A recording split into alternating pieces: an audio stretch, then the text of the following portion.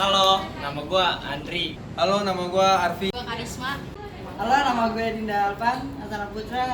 Halo, nama gue Afif. Terdapat 4 titik temu dalam sejarah komunikasi manusia.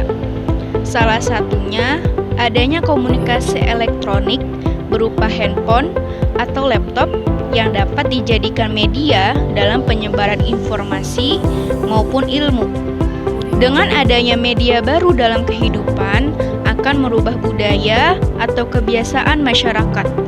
Dalam masa pandemi COVID-19 ini, di lembaga pendidikan, handphone dan laptop dijadikan sebagai media baru dalam proses belajar.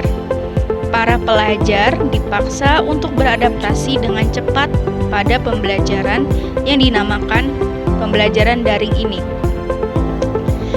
Media online menurut Dabak dan Ridline ialah sistem belajar yang terbuka, tersebar menggunakan perangkat yang memungkinkan melalui internet dan teknologi berbasis jaringan untuk memfasilitasi proses belajar, aksi, dan interaksi. WFH atau Work from Home adalah salah satu bentuk upaya pemerintah dalam memutus penyebaran virus corona, di mana semua lembaga termasuk pendidikan dilakukan di dalam rumah. Tentu, hal ini merupakan suatu perubahan yang tadinya para dosen atau guru melaksanakan KBM di ruang kelas, kini berubah menjadi ruang virtual. Namun, belajar online ini menimbulkan problematika khususnya bagi mahasiswa.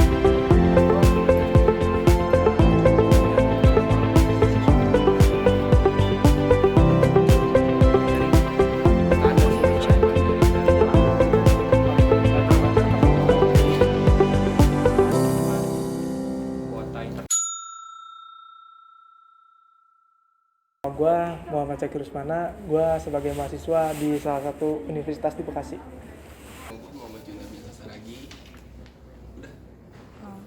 Kenalin, nama gue Miftahul Alayubi, gue kuliah di Universitas Islam 45 Bekasi.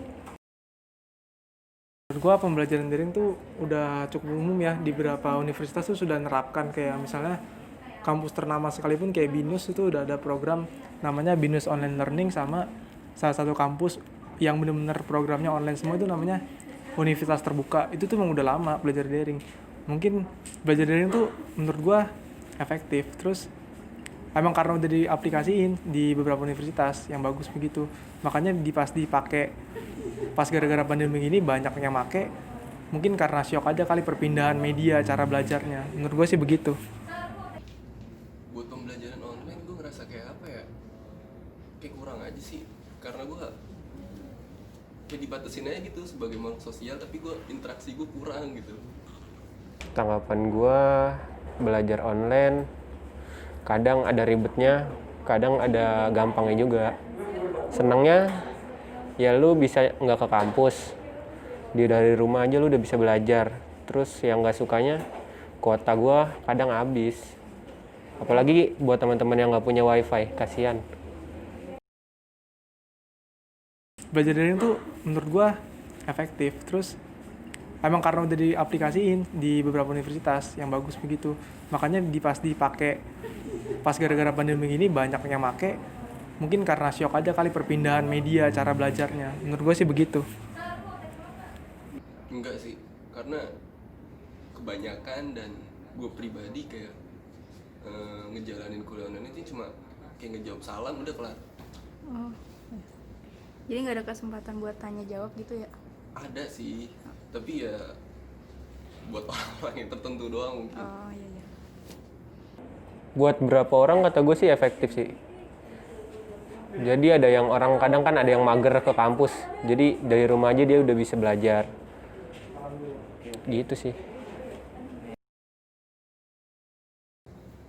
Kalau offline gue lebih kayak apa ya? Kayak gue nikmatin aja sih ketika gue lagi di dalam ruangan, ketika gue lagi ada di kelas dan materi yang disampaikan tuh enak-enak aja gitu. Beda aja gitu yang gue rasain ketika online, malah sebaliknya. Perbedaannya kadang kalau daring itu sulit mengerti, jadi harus 2 kali, 3 kali diulang baru ngerti. Kalau kita tatap muka kan langsung bisa nanya ke dosen nih. Kadang kalau online juga kan mau nanya, takut malu, takut disangka nggak mudeng-mudeng, jadi malu juga sih kalau nanya pas online. Ya. Menurut gua perubahannya kayak kita aja syok gitu. Maksudnya kita biasa belajar secara langsung, tatap muka, bertemu dengan dosen, konsultasinya langsung. Pas sekarang ini kita berbeda, soalnya kan medianya lain tuh, kita paling bantar-bantar ketemu lewat video call gitu-gitu.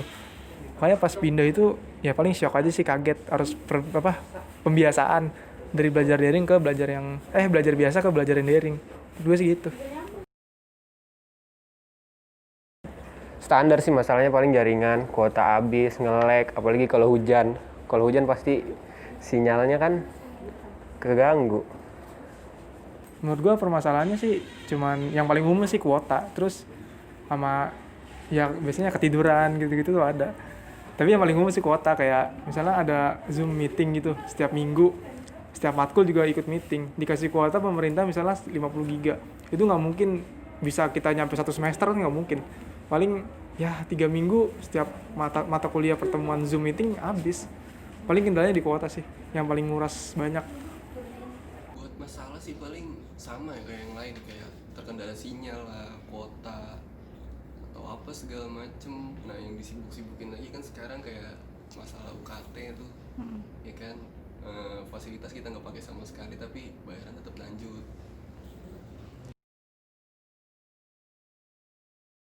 Cara mengatasinya pertama punya wifi kalau bagi yang mampu.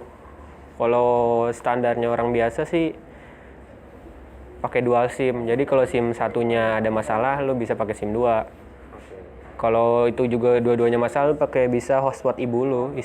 Pembiasaan dari belajar daring ke belajar biasa ke belajar yang daring. Dua sih gitu. Gue pribadi paling cuma ngarepin kebaikan dari dosen doang sih. Soalnya emang ya mau gimana lagi, ini skalanya internasional, bukan di kita doang gitu. Sementara kita juga udah bisa ngelakuin semaksimal mungkin yang kita bisa, ya emang mentoknya segitu doang gitu. Dan saran dari gue juga, mau gimana pun hasilnya lo harus tetap hidup. Yang penting kita harus tetap nyikapinnya harus ya sebagai kewajiban aja gitu, sebagai kewajiban lu mahasiswa, ya lu harus emang ikutin gitu. Meskipun emang banyak kendala yang gue bilang tadi, lo harus tetap hidup. Saran gue ditingkatkan lagi, diperbanyak lagi kuota gratisnya, terus cara penyampaian dosennya juga kalau bisa dikoordinasikan dulu sama mahasiswa, bagusnya gimana, enaknya gimana, biar sama-sama enak. Jadi nggak ada itu istilah kayak mahasiswa nggak ngerti belajar daring gitu-gitu. Sebenarnya itu kurang koordinasi aja sih, pengennya gimana dari mahasiswa terus ke dosen gitu. Saran gue sih dari pihak kampus coba ngasih paket data lebih buat mahasiswa-mahasiswanya, didata lagi yang benar-benar membutuhkan kuota internet lebih gitu aja sih.